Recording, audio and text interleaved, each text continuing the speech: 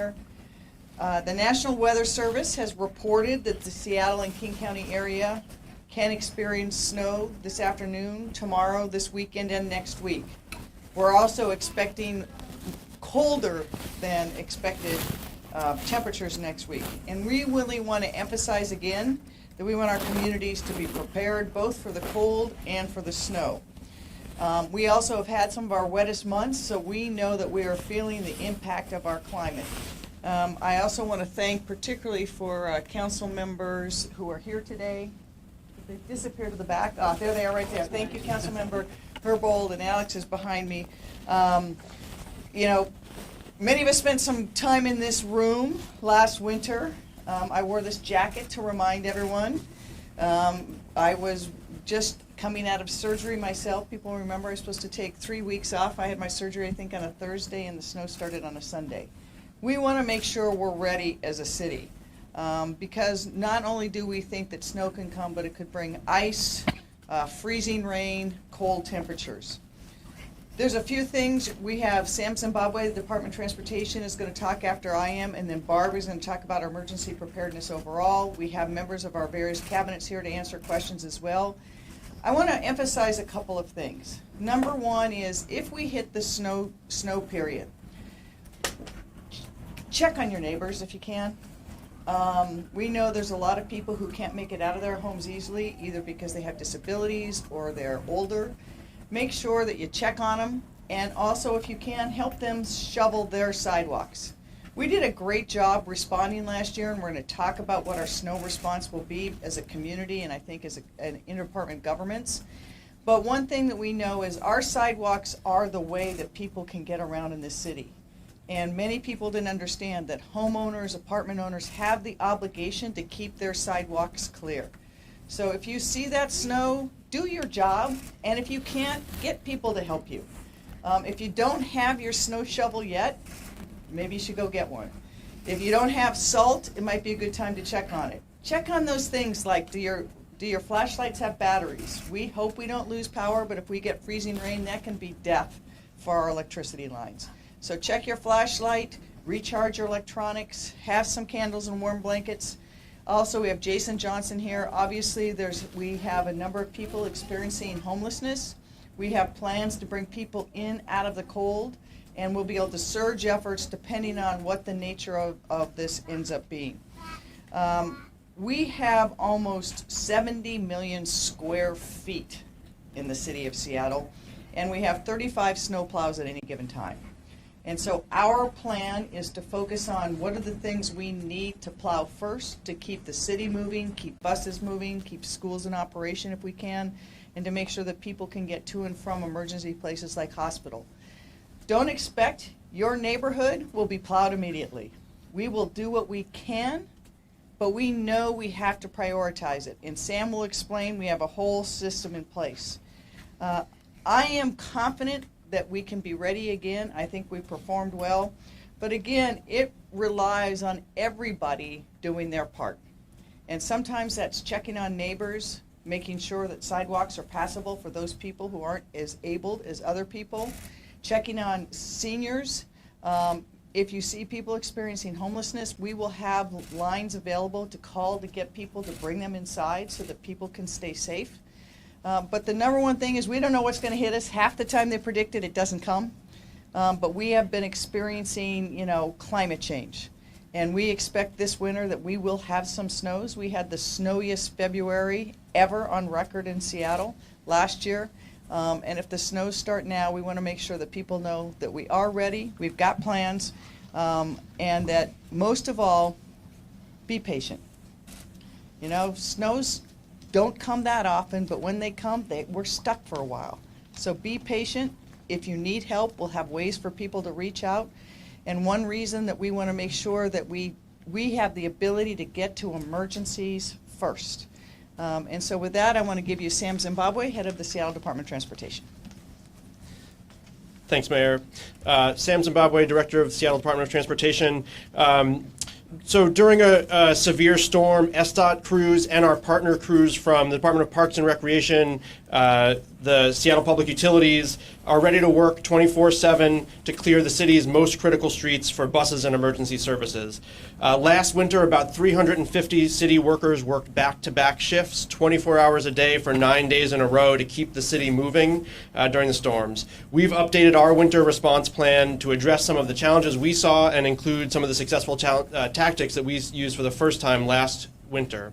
As the mayor said, our top priorities will be protecting public safety and making sure people have reliable access to transit. We've worked with hospitals and emergency services to ensure that critical safety routes are cleared first. We've also worked with Metro, and Terry White is here to address challenges with transit from last winter and ensure that their snow routes are synced up with our plow routes. We also want to remind everybody that light rail continues to be running on a different pace due to Connect 2020 efforts and Connect 2020 construction. We've worked with Sound Transit to do everything that we can to make sure that Sound Transit can be successful moving people despite their construction constraints right now. We're working to clear protected bike lanes, clear fallen trees if that happens as well, and make sure that everybody can move around the city no matter how they're getting around. We want to really emphasize, as Mayor Durkin said, stay safe. Don't drive if you don't have to during a snowstorm. If you must drive, please slow down and be careful. Watch out for others. Leave plenty of room for snowplows, for other vehicles. Make sure your car is safe for winter weather driving and pay attention to road closure signs. Those are there for a reason, to keep people safe. To reiterate the call to action around sidewalks, when it snows, we're ready to deploy our crews to dozens of pedestrian overpasses, stairways, and curb ramps that are not next to homes and businesses. We can't be everywhere at once. With over 2,400 miles of sidewalks in Seattle, we depend on the public to do your part and clear the sidewalks and curb ramps in front of your homes and businesses. Clearing the sidewalks isn't just the law, it's also the right thing to do to make sure that everybody can travel safely during a snowstorm, especially people who are blind, disabled, or have a harder time getting around. I want to thank folks from Rooted in Rights. We made a lot of effort, put a video out, working with Rooted in Rights to make sure people understand exactly what the human impact of this is for everybody. If you don't have a shovel or salt, buy your supplies now. If you think you have a shovel or salt, check on those supplies and head to the store if you haven't bought them, if you misplaced them. Talk to your neighbors now to find out who might need help in your community and work together to support one another and come up with a plan to ensure that all sidewalks on your block are kept clear so that everyone can get around safely. With that, I'm going to turn it over to Barb Graff from Emergency Management here in Seattle. Thank you, Sam. First and foremost, we encourage everyone to stay informed. We have been staying in touch with the National Weather Service with their daily webinars and conference calls and spot forecasts, but we need you to do the same thing because the models don't always rely or don't agree, and the weather forecast changes from time to time. 2 days ago, we were looking at potentially 1 to 12 inches of snow. That's changed drastically as of today. So stay informed. Tune in to TV and radio, listen to your favorite forecaster, but these things change on a daily basis. The other ways to stay informed are to sign up for alert.seattle.gov. And so if you go to that website, alert.seattle.gov, you can actually get information on utility disruptions, traffic operations, and other safety situations that are happening within the city. There are regional programs as well, like Alert King County, if you'd like to sign up for those. There's a smart 911 app that you can download to your phone, and if you do that, you can actually get geolocated information about weather alerts. So look for that smart 911 app. As you've heard, I can't reiterate enough, have the supplies now that you think you might even maybe need. I think many people remember what the experience was like at grocery stores and hardware stores in February. Don't wait until the first quarter of an inch of snow is on the sidewalks already. Go ahead and do your shopping now. And in addition to what you've heard from the mayor and from Sam about checking on your neighbors, check on your neighbors whether they need supplies in advance as well.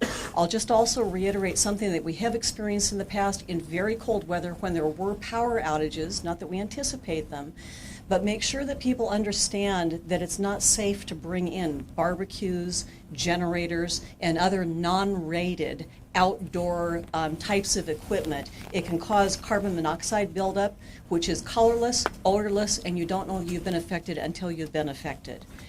Finally, I'm going to say it for the third time and not the last, please help shovel the sidewalks. Snow is charming in the first eighth of an inch, and then it's alarming for an awful lot of people after that. And your goal is a 36-inch width worth of shoveling. It's good exercise, it's a great way to meet one another, it's a great way to help everyone in our community be able to get to where they need to get. Thanks for your help on all this. Mayor? Thank you very much, Barb. Any questions from anyone? We were here last week, maybe on the same spot, before the February snow again, but, so do you think maybe from that experience, you're a lot more better prepared? You know, I think that both the city and intergovernment did a really good job last time, but it also gave us the chance to see what we didn't do well. And I think that one of the things you heard the theme here today was shovel your sidewalk.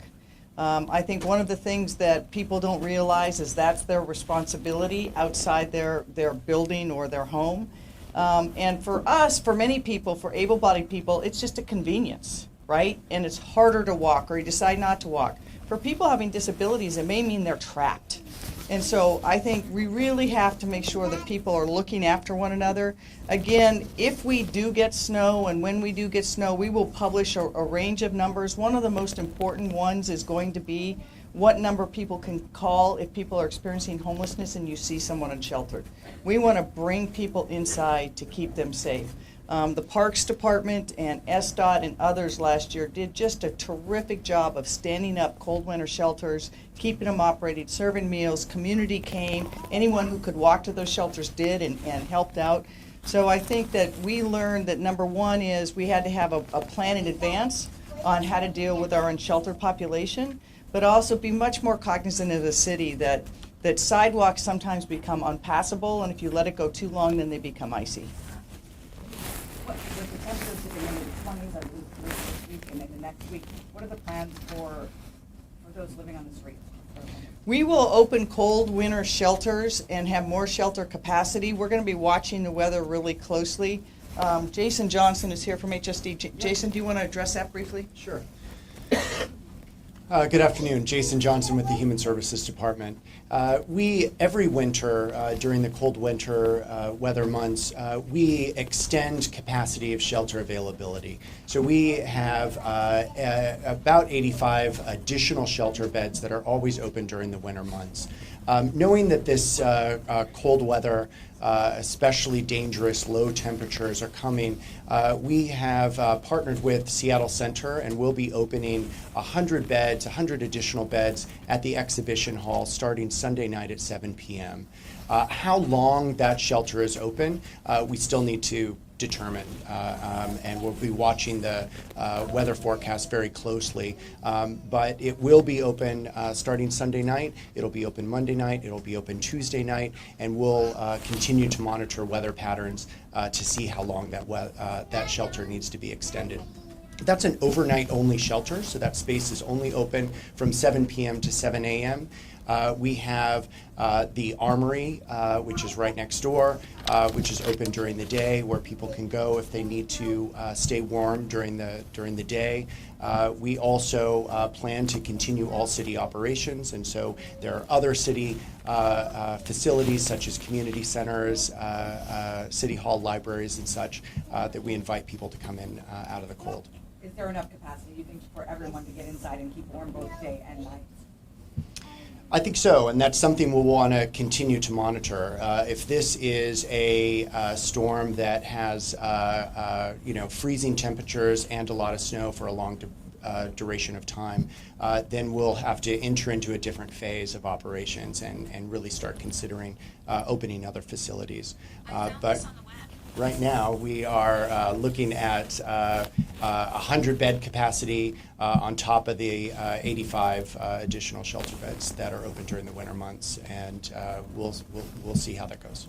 What do you think people and encampment, and let them know about this, how many days a week? Yeah, so we, as part of our normal severe weather operations, we make two asks of our service providers.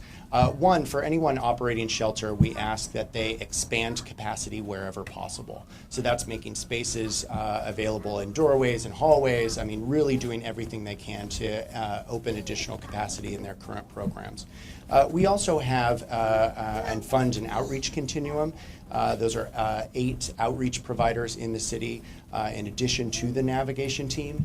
And we ask that those teams operate now, letting people know that the cold weather is coming and to please go indoors. So we're asking our outreach operators to get as many people indoors as possible. Jason, one of the issues with temporary shelter for cold weather is that when we're outside, we have the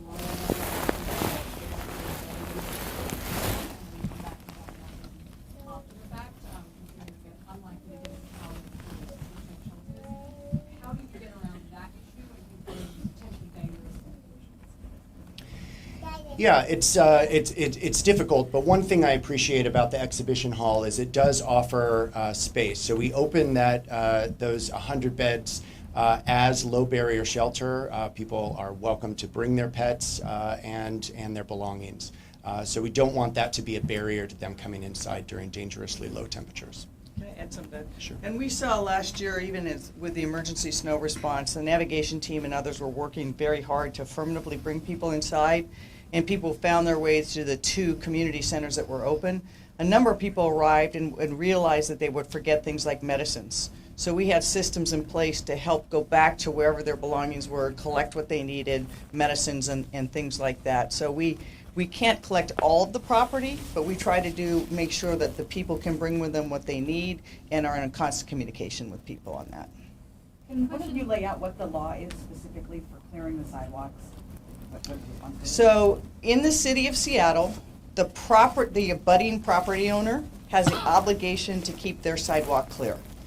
And so obviously with depending on whether it's an apartment building or a house and who lives in the house, people aren't aware of that obligation. So we have been doing outreach this year to make sure that people know their obligation. And it's all why you've heard everyone up here say it. Is, you've got to clear the sidewalk in front of you. And if you have someone in your community or neighborhood that can't, help them do it. We're all in this together. When the snow comes down, it's not just getting us ready for the battle in Milwaukee and Green Bay. It really is a community thing. The impacts are felt through the whole community, but the people who feel them first are the most vulnerable neighbors we have. And so we really have to focus our efforts on helping people.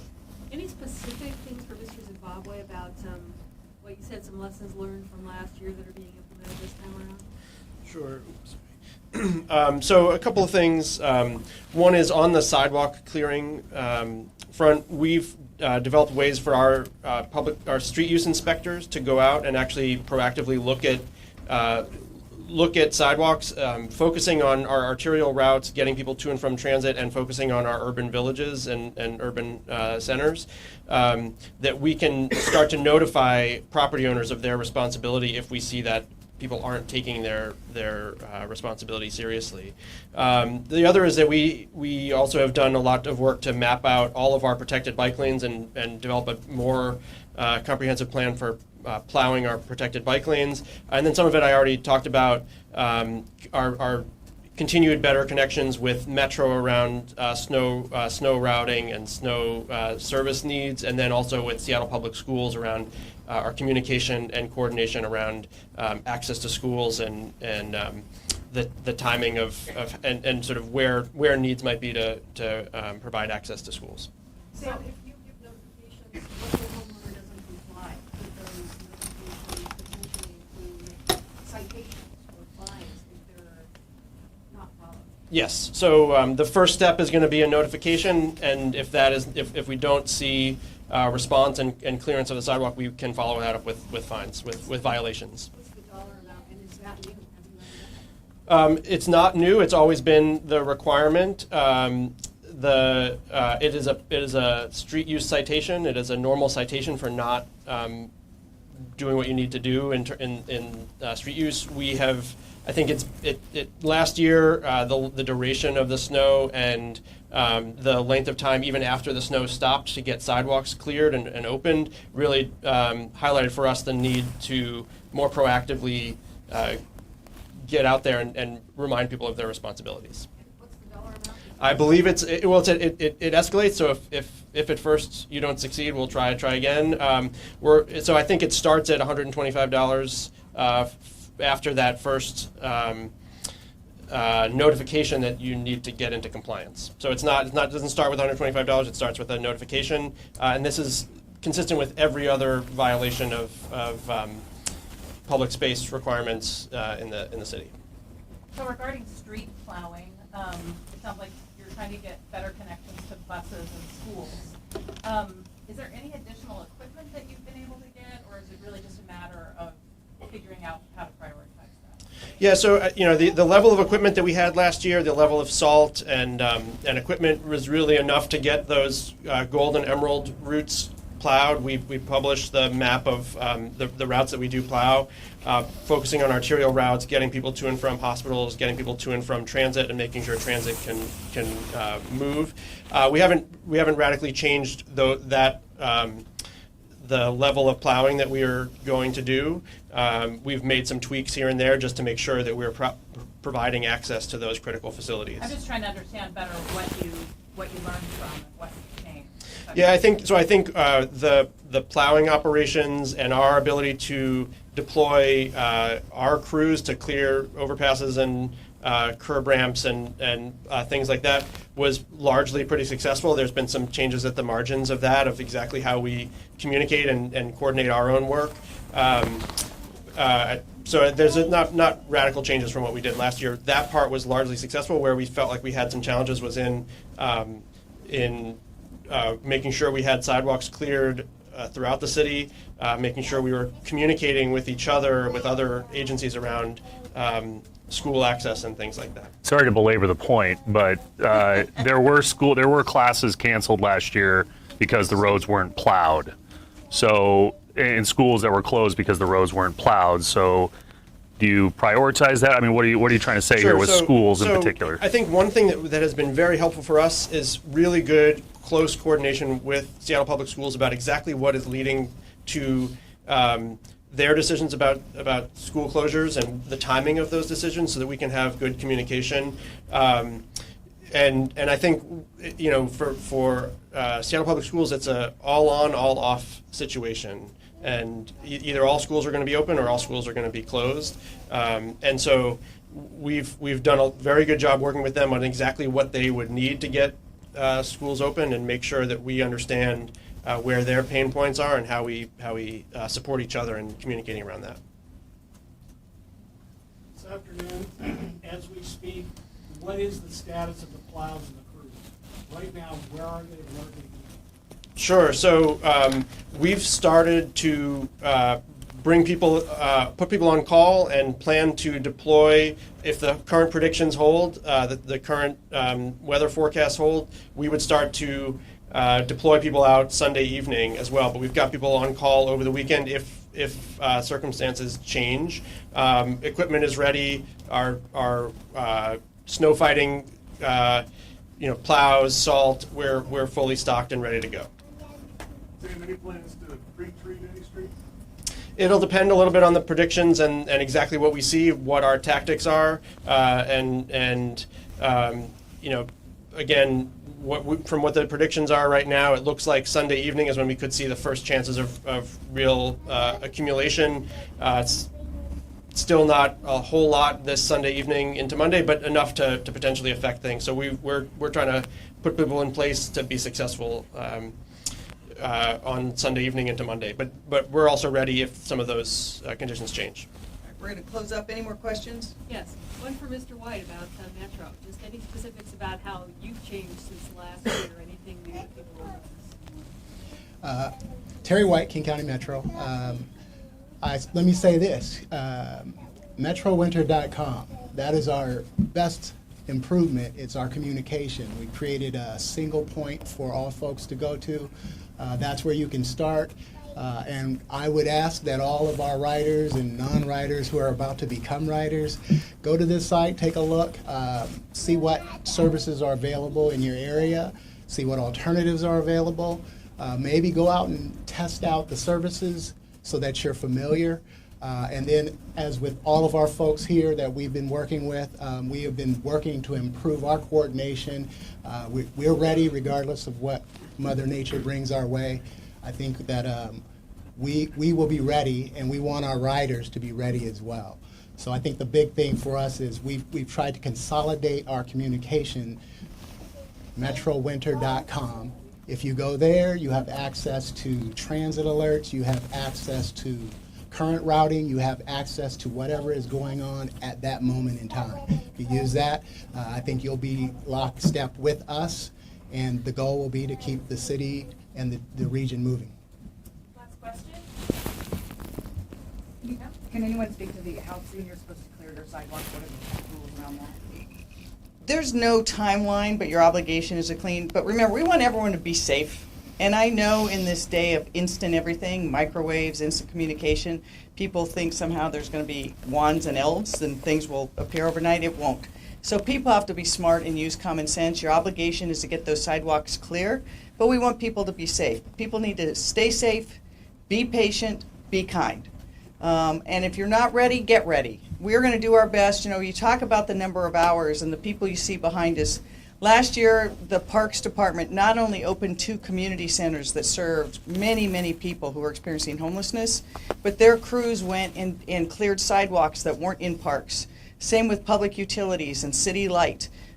We work closely with Metro. Seattle Public Schools, as you noted, we saw that there was a disconnect there, so we've been working to make sure that we're connected there. So we will do all we can, and really, government is only part of the equation. Really, it's up to every one of us in our communities to make sure that we're doing our part to stay safe, to be patient, to be kind, to look out for our neighbors, and we'll get through it. Thanks very much.